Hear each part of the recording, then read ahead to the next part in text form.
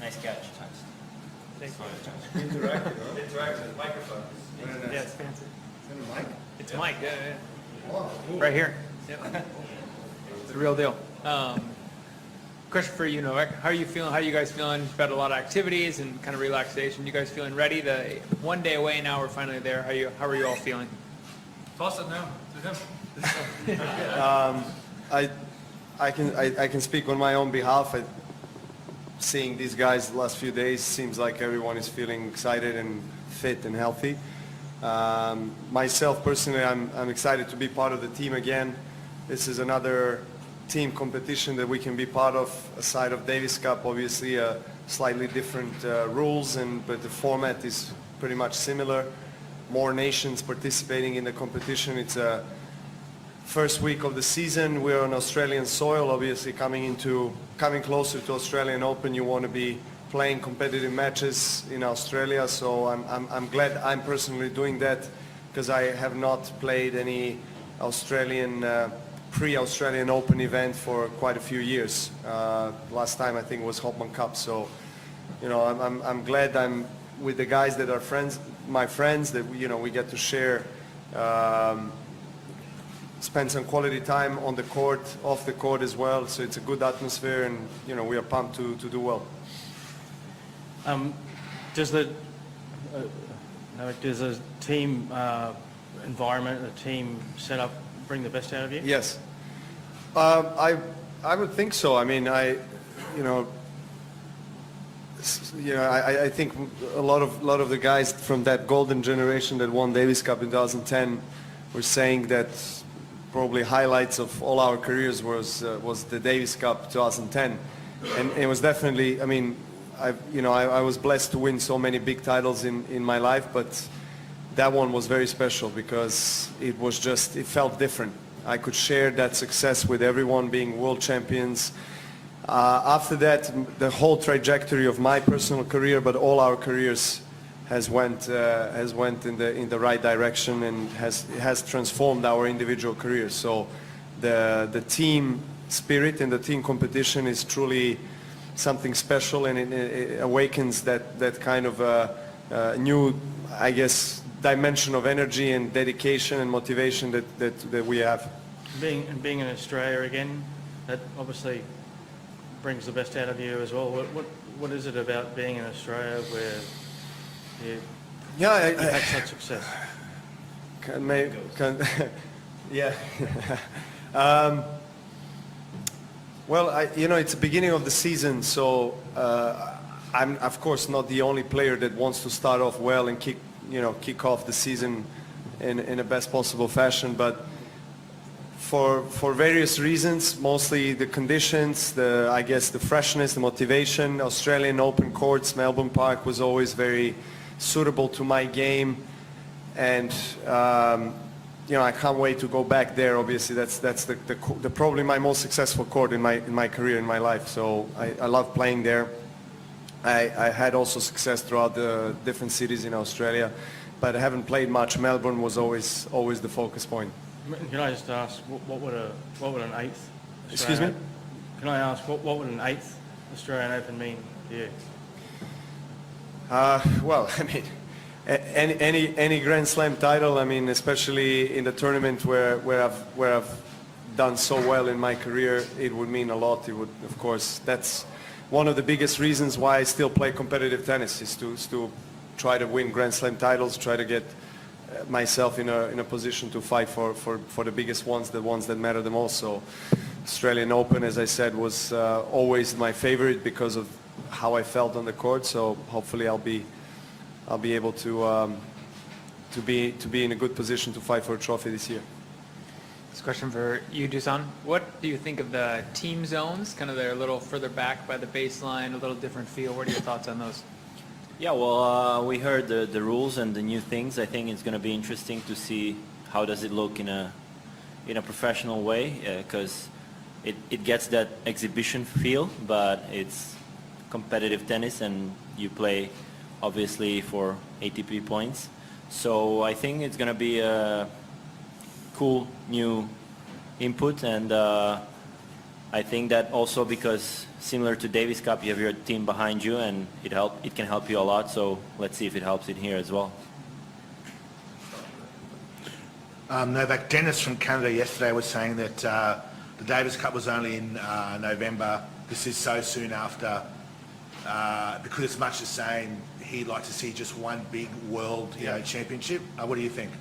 Well, I was asked the same question in Madrid during Davis Cup, and I mean I couldn't agree more with Dennis. I was saying the same thing in Madrid. I mean, we need to have one super World Cup event, whatever you want to call it. That's not going to happen next year as well, but if the two sides, you know, the ITF, the Davis Cup, and the ATP get together very quickly, it can happen possibly for 2022. And I don't know. I mean, I hope it will happen because it's kind of hard to get top players to commit to play both events. You know, the Davis Cup and the ATP Cup. And it's 6 weeks apart, so they're not really helping each other in terms of marketing, in terms of the value of the event and so forth. And one is very early in the season, one is the last one in the season. So I guess the ATP Cup has a better schedule week, in my opinion. But at the same time, yeah, I mean, it is what it is at the moment. You know, when you're starting off new formats, new events, it's always going to be tricky to be delivering the ideal product. You know, you're always going to have some flaws. So it's not ideal, but I think it's good for tennis that there is innovation.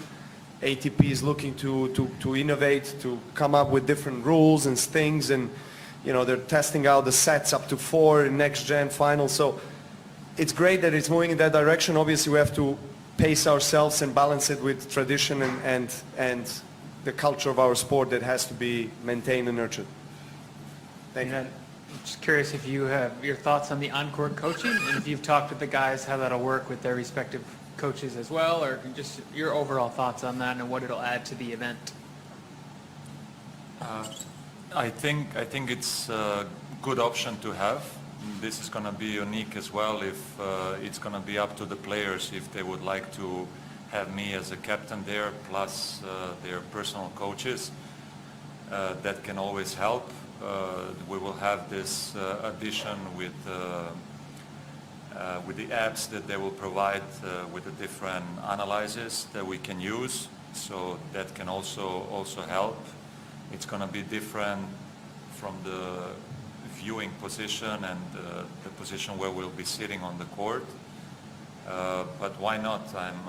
I'm for that to try something new, to see what it is. I've been in tennis for so many years, and there've been very little changes, but I was happy to be part of most of the ATP, most of the team competitions that exist in the tennis world. So this is something that it's going to be unique. It's the first ATP Cup in this kind of format. We had opportunity to play the similar kind, which was in Düsseldorf way back, which we were successful, and we won the last tournament that was played, Janko, Victor, and myself. And hopefully we can continue the same way here. Happy New Year. I'm curious, this is first week of the year has always been a bit of a slower week in the year. There was just a few 250s around in Hopman Cup, and now there's suddenly a lot of ranking points available this week, so it could start, much higher stakes than you're used to having in the week 1 of the calendar. I'm curious for Novak, Dusan, whoever wants to answer, if you think this is positive or negative, that there's so much at stake right off the bat in your first week on tour. It's almost like a Masters if you get the maximum number of points. Well, I think, look, as I said in the previous answer to the question, there are things that are not ideal in terms of maybe a setup or the rules, and there had to be certain, I guess, sacrifice, if you want to call it that way, to get this competition going I think also there are more positives than negatives in my opinion.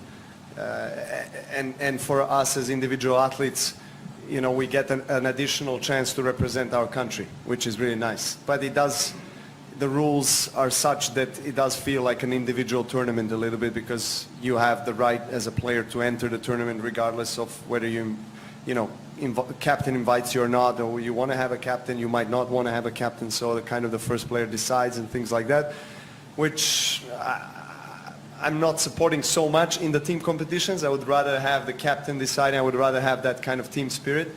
But I understand that because of the ranking points that you pointed out, that we kind of need to, I guess, empower players, encourage them to be part of this competition, and ranking points are a big incentive for a lot of players to be part of the ATP Cup. So there is potential 750 points that you can win, but it's, the chances of that happening is very, very slim. So in the end of the day, if you have good wins against top players, you can get, a couple hundred points for sure. I mean, you can maybe get to up to 400 or 500.